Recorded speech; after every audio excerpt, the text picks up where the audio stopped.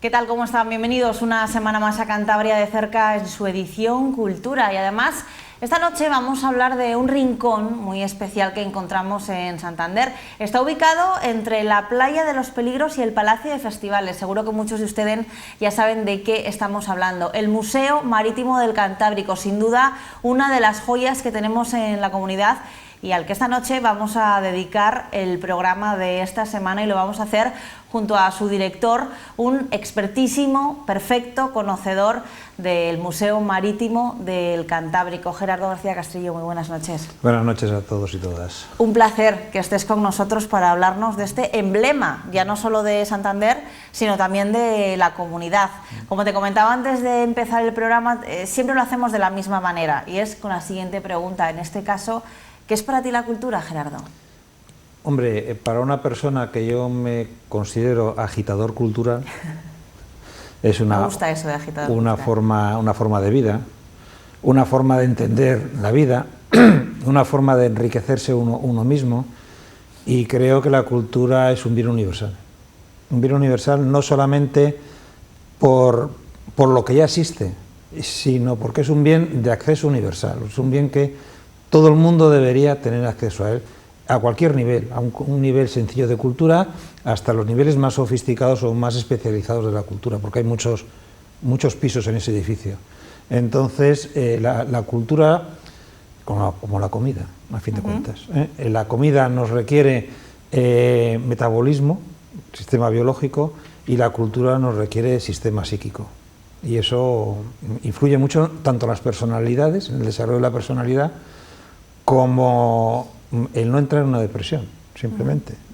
La cultura te permite ahondar en puntos divertidos, en puntos oscuros, en descubrir cosas que a lo mejor no te llegaba esa información, y de repente, pues esto es interesante, me gusta, y te desarrolla una profesión o te desarrolla una forma de vida.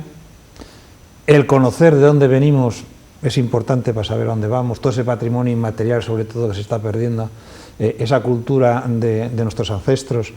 Ya no me remonto a lo prehistórico, ¿no? Pero también es importante conocer eso, pero esa cultura que se ha perdido, que a veces conocemos más del mundo prehistórico que del mundo de hace 100 años. Sí, es cierto.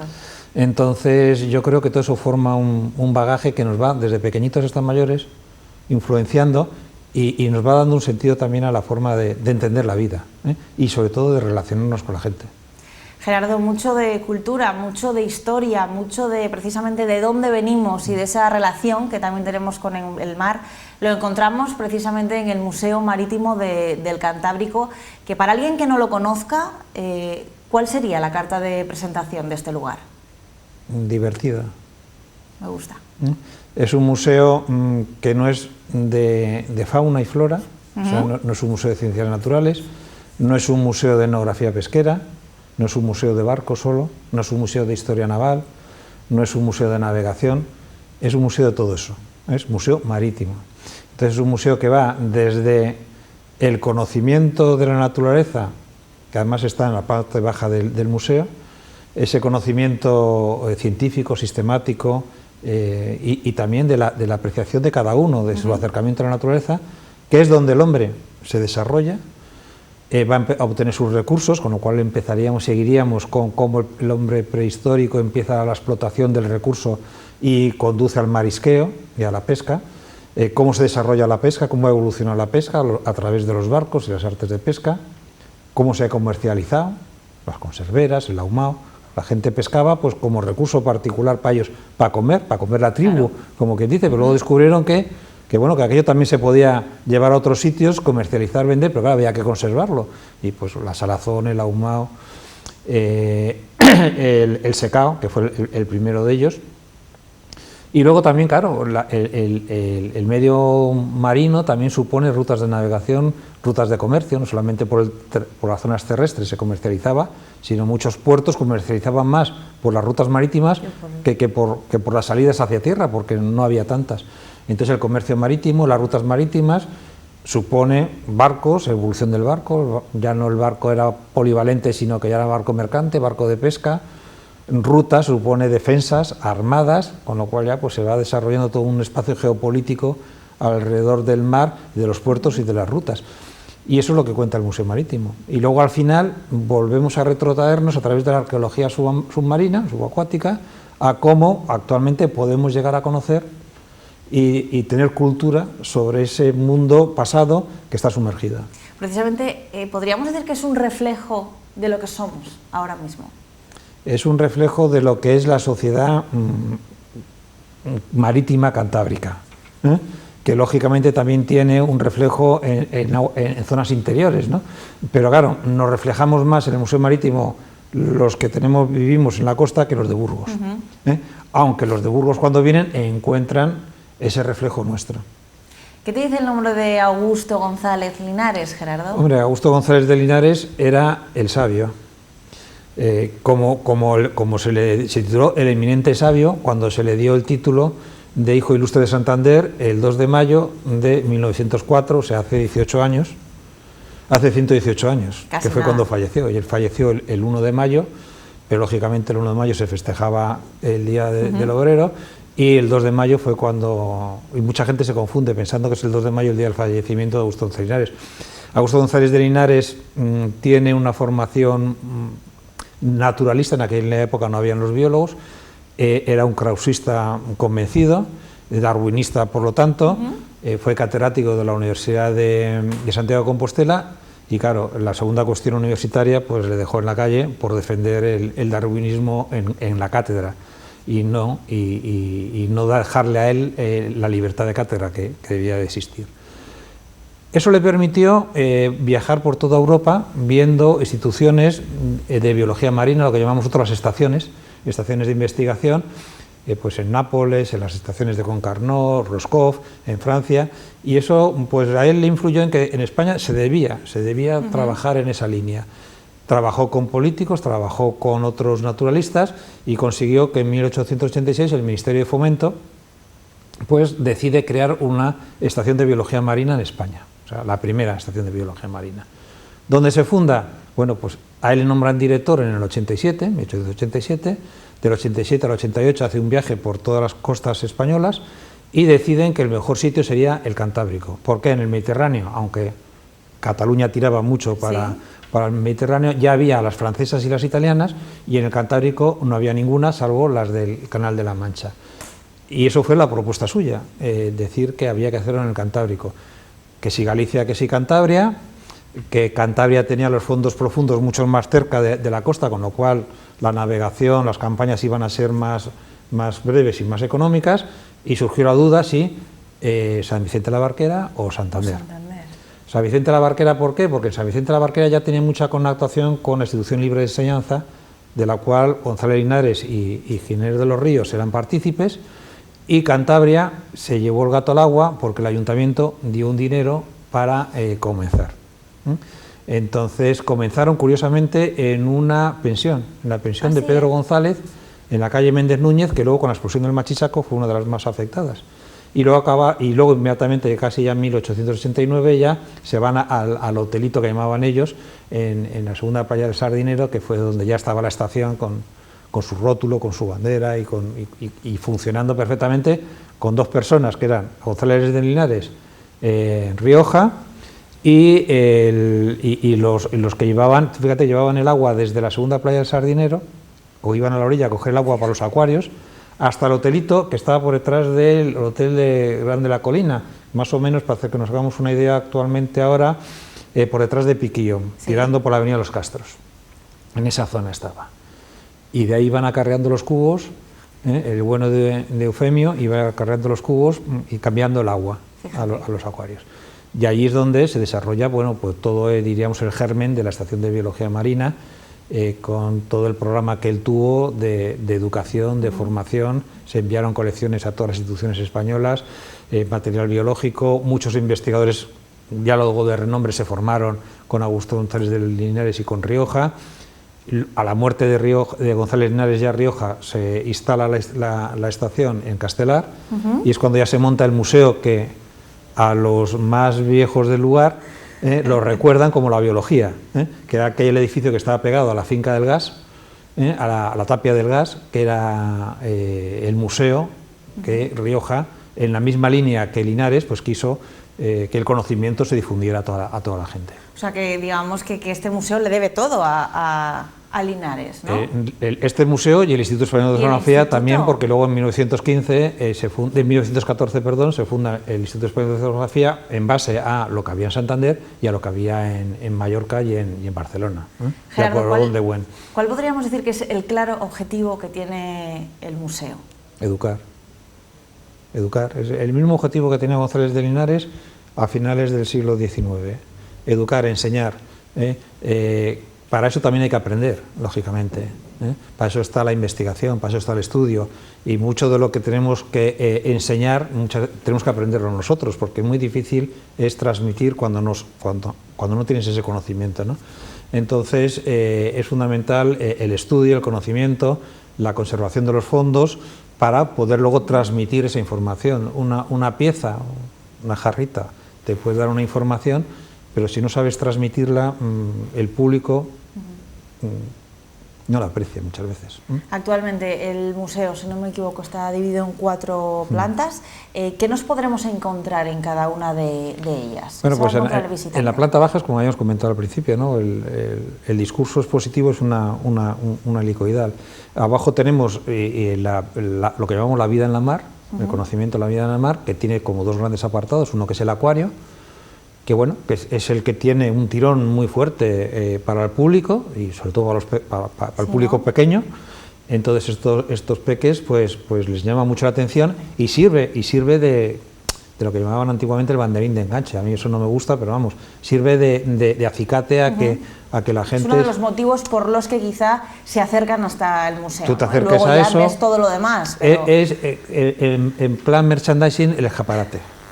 Es el escaparate del museo. Es digno de ver, hay que decirlo. Y bueno, pues además ahora con la nueva instalación de medusas, pues yo animo a todo el mundo, porque las medusas sinópticas estas que tenemos, pues llaman la atención, pues gracias a esta última etapa con la vicepresidencia del gobierno, que hemos conseguido, nos han ayudado mucho a generar esta nueva instalación. Y proyectos nuevos que van a venir en poco tiempo. Sí, pero eso no se pueden descubrir. Bueno. Luego, la planta de entrada es la planta de recepción, donde tenemos además la sala de exposiciones temporales, que es muy importante para un museo.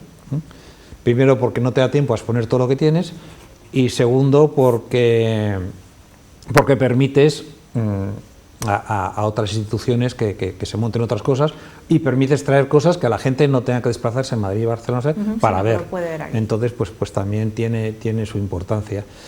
Y en la planta superior tenemos todo lo que es etnografía pesquera e historia marítima. Y en la última planta es donde se está ahora reformando, con lo cual no hay acceso a ella, que es donde va a estar todo el servicio de hostelería, que se va a reformar todo nuevo, y la parte de arqueología subacuática y tecnología naval. Es constante en cualquier rincón, yo creo que del museo, el observar la relación que ha tenido siempre el hombre y el mar. ¿Cómo definirías tú esa relación que se ha mantenido y que se mantiene hoy, a día de hoy? Pues de amor, venidas, de ¿no? amor y de odio, ¿no? Y luego hay que darse cuenta que es que del mar estamos alimentándonos. El mar nos ha permitido desarrollar culturas. El mar ha permitido desarrollar sociedades. El mar ha permitido desarrollar civilizaciones. O sea, desde la tribu a la civilización. Todas las que han vivido en las costas y en las riberas de un mar, pues han tenido unos recursos. El mar nos ha permitido comunicarnos entre pueblos a través de los barcos. El mar nos ha dado historias, nos ha dado películas, nos ha dado novelas, nos ha dado poemas, nos ha dado amores, desamores, nos ha dado vida el mar. Entonces esa relación, pues en algunos momentos pues es dura, como puede ser un temporal, una galerna, en el cual, como las galernas del Sábado de Gloria, que se pierden muchas vidas, puede dar satisfacciones, pues una pesca, una regata, un amor que te viene en un barco o que te vas tú a otro sitio. El mar te puede dar también placidez, miedo. La gente que bucea, pues ese mar profundo, esa oscuridad, te da enigmas, produce leyendas. El kraken, el holandés errante. O sea que el mar, pues yo creo que es, para mí desde luego, yo sin mar no sabría vivir. Otra gente de tierra adentro, pues a lo mejor pues claro. El mar es el campo, es la montaña, es otro paisaje, ¿no? Pero bueno, el paisaje del mar yo creo que también es un paisaje divertido, entretenido, cambiante. ¿Y tú crees que lo cuidamos lo suficiente? Que va. Lo estamos castigando. Lo hemos castigado. El mar nos ha dado mucho más de lo que nosotros le hemos dado a él. Eso está clarísimo. El mar lo hemos explotado. O sea, el mar se explota, pero además se explota a todos los niveles y a todas las escalas. El mar se explota pues para comida, para recreo, para comunicación, recursos naturales, geológicos, mineros. El mar se ocupa. La Bahía de Santander la hemos ocupado 77% casi de su superficie, es decir, que le vamos ganando terreno al mar. En otros sitios, bueno, bahías enteras han sido colmatadas ya. Aparte del proceso natural que puede haber entre una bahía de geológico, pero vamos, no son las mismas velocidades la geológica que la humana. Y el mar, pues lo hemos inundado de plástico. Es que lo de los plásticos en este momento... La gente ve la bolsa, vamos al Puntal, vamos a Liencres, y vemos esos plásticos, esas botellas, esos arribazones, pero es que nos estamos comiendo el plástico. Ese es el que tú ves, pero el microplástico, ese plástico fragmentado, yo siempre les pongo el ejemplo, la arena de la playa son conchas, y las conchas se van destruyendo hasta que forman la arenita, pero es que los plásticos se van destruyendo exactamente igual, y hay organismos que se los comen, y luego nosotros nos comemos a los organismos. La gente tenía muy claro aquello de el mercurio, por ejemplo, el caso del mercurio que pasó en Japón, o de los metales que nos comemos para comernos grandes peces depredadores y consumiendo también mucho, o sea, no por comerte un bonito una vez al año vas a tener acumulación de un metal pesado, pero que con los plásticos ocurre lo mismo. Y el mercurio entra y no sale, y el plástico entra y no sale. Entonces nos vamos empezando a cargar de...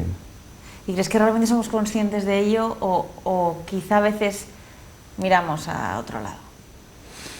Hombre, a ver, somos pseudoconscientes. Si fuéramos conscientes no viviríamos. Ya. Porque es que, como yo digo, desde los pollos inflados. Sí, sin duda. Y mira, ayer hablábamos en casa, antes una gallina pesaba 300, 400 gramos. Ahora una gallina pesa 4 kilos.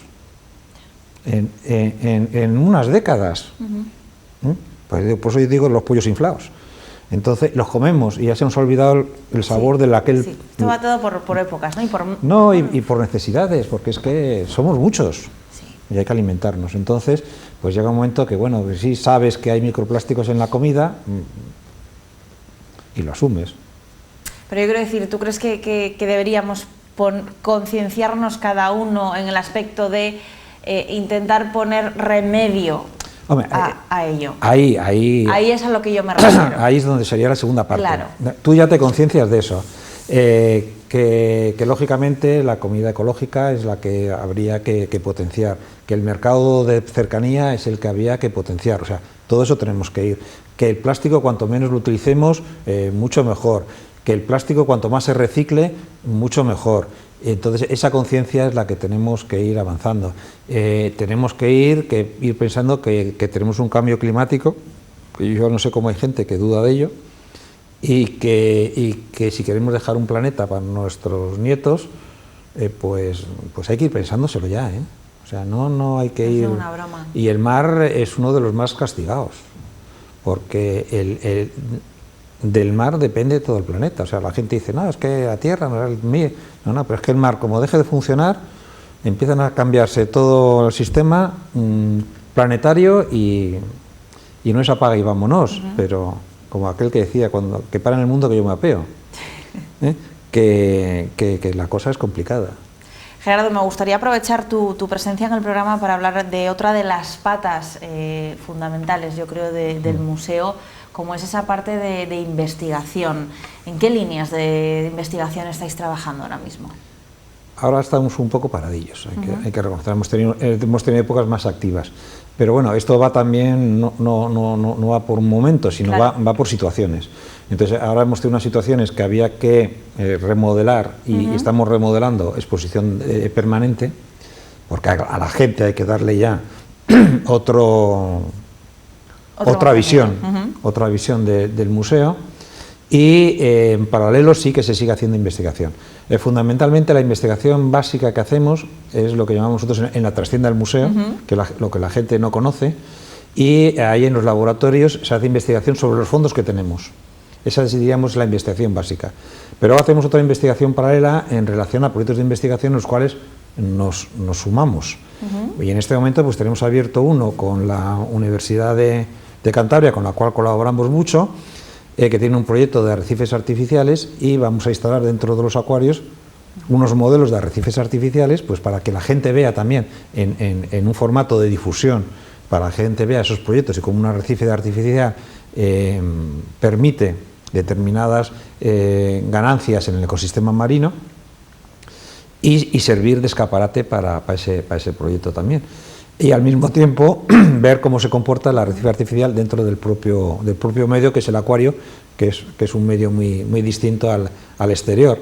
Se trabaja también con proyectos de recuperación de especies. Ahora ya con el laboratorio que se ha abierto hace 4 días de cría, pues ya vamos a poder, por ejemplo, intentar recuperar especies de nuestras zonas, fundamentalmente parientes de los caballitos de mar, que son los natiformes, para ir estudiando en un momento en que la población está muy baja, que ya están muy bajas, pues posibilidad de recuperación de estas poblaciones. Se está en otro proyecto con el porreto, con la geosperma marina, y en la parte de historia pues tenemos ahí también proyectos de sobre todo documentales de recuperación de cartografía y de estudios locales, de proyectos que están saliendo en este momento, que todavía queda por firmarles. Pues menos mal que estamos parados, porque... Bueno, porque si no... Somos un poco hiperactivos. Ya me está dando la sensación, sí.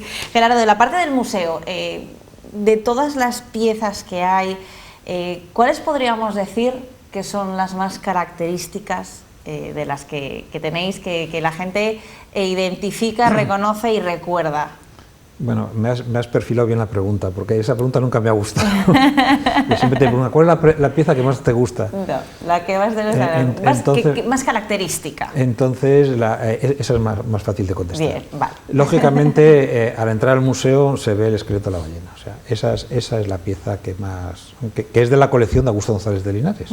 O sea, que ya es centenaria también esa pieza. Además, esa pieza me tocó a mí montarla, con lo cual también le tengo un perfecto cariño. Y esa es la pieza que más llama la atención. Hay otra pieza también heredera, pero ya no de Augusto González de Linares, es de época posterior, pero es de la estación, de la época de Rioja, que era Sardina de 2 cabezas. Esa, a una generación que ya tiene bastantes años, la recuerdan, y ahora van llevando a los nietos y nos preguntan todo el mundo, ¿dónde está la sardina de 2 cabezas? Y es una pieza que le tenemos mucho cariño también, porque es muy delicada. Es una pieza que está en un estado muy mal, por culpa que procede de un barrique de salazón, y la salmuera pues tiene lo que tiene. Y entonces pues de vez en cuando está en exposición y de vez en cuando no, porque requiere periodos de calma, de entrar en la UCI. Entonces está en la UCI una temporada, vuelve a salir y vuelve a entrar. Y además está con muy poca iluminación, que es una cosa que decía la gente, y nos dice, es que se ve mal en el museo. Digo, es que si lo vieras muy bien, dentro de unos años ya no lo verías, porque la luz es uno de nuestros enemigos. Y luego otras piezas de la parte de historia que también hay que yo soy director del museo y soy todo el museo, no solamente por mi deformación profesional, ¿no? Y otras partes del museo, para mí las herramientas de carpintería de Ribera dicen mucho, porque son herramientas que se han usado, son herramientas que han evolucionado muy poco en muchos años, y explican mucho de un barco. Y luego hay una pieza que la gente pasa muy desapercibida de ella, que es un tablón. Un tablón que es lo que se llamaban los roblones, los curbatones, en el mundo de la carpintería de Ribera. Y es de donde se sacaban las piezas ya curvadas para luego construir un barco. Y es una pieza de madera simplemente, pero cuenta mucho sobre desde cómo se elegían los árboles en el monte a cómo se construye un barco. Entonces hay piezas que parece que pasan desapercibidas, pero su historia, su cuento, yo es que el museo lo trato como un cuento. Entonces ese cuento de esa pieza, cuando la gente se lo dices, la miran de otra forma distinta. El Museo Marítimo del Cantábrico, ya con tantos años de historia detrás, un museo que se ha sabido adaptar a la pandemia, os habéis reinventado, habéis continuado trabajando. ¿Hacia dónde se dirige ahora el museo? Pues se dirige hacia donde se dirige la sociedad. Si la sociedad entra en pandemia, nosotros entramos en pandemia, nos adaptamos. Si la sociedad entra en el mundo digital, tendríamos que entrar en el mundo digital. Si la sociedad habla en un idioma extranjero, tendremos que hablar en ese idioma extranjero. Tenemos que hablar en el idioma de la sociedad y nos tenemos que dirigir a ese idioma, a esa forma de ver la vida y entender la vida. ¿Para qué? Para que el patrimonio que está en el museo nosotros lo vamos a tener que traducir a ese idioma para que esa sociedad lo entienda. Y entonces es a donde vamos. Brujuleando con la sociedad y adaptándonos a las situaciones. Al principio del programa te preguntaba por la cultura, qué es para ti la cultura, y ahora para terminar te pregunto, ¿qué es para ti el Museo Marítimo del Cantábrico? Bueno, para mí pues, han sido años de vida trabajando en él, pero yo te diría, y para defender a los museos, que es para mí los museos fundamentales en la vida de la gente. O sea, un museo no es un mausoleo. ¿Hay museos que son mausoleos? Sí. ¿Hay museos que son muy hiperactivos? También. Entonces, como siempre, en el término medio, pues está más lo que la gente pueda entender. Hay museos que hay que traducirles, como hablábamos antes, a distintos niveles generacionales también, porque cada generación habla un lenguaje distinto. Y entonces yo creo que los museos tenemos un papel motor de transformación, de inculcar la cultura. Por eso yo siempre digo que los museos tienen que ser universales de acceso a la cultura. ¿Por qué? Porque esa capacidad que tenemos de educar, ya no digo de enseñar, sino de educar y de transmitir, es nuestro emblema, es nuestra joya. El patrimonio que hay dentro lo tenemos que conservar, primero por ley, segundo por criterio ético y tercero porque la gente vea lo que se ha hecho y a dónde podemos ir. Pero el museo es todo ello, incluido la gente que trabaja dentro y incluido el usuario, porque a mí no me gusta hablar de público, a mí me gusta hablar de usuarios. O sea, el que viene a usar el museo, ese también forma parte del museo. Y esa es una pieza importante. Gerardo, ha sido un verdadero placer tenerte esta noche con nosotros, director del Museo Marítimo del Cantábrico. Muchísimas gracias y enhorabuena tanto a ti como a todo el equipo que hay detrás por lo que hacéis en el Museo Marítimo del Cantábrico. Muchísimas gracias. Gracias a vosotros y a la gente que viene. Y a todos ustedes, ya saben dónde tienen que ir. Muchísimas gracias por habernos acompañado. La próxima semana una nueva cita con Cantabria de Cerca, edición Cultura. Buenas noches.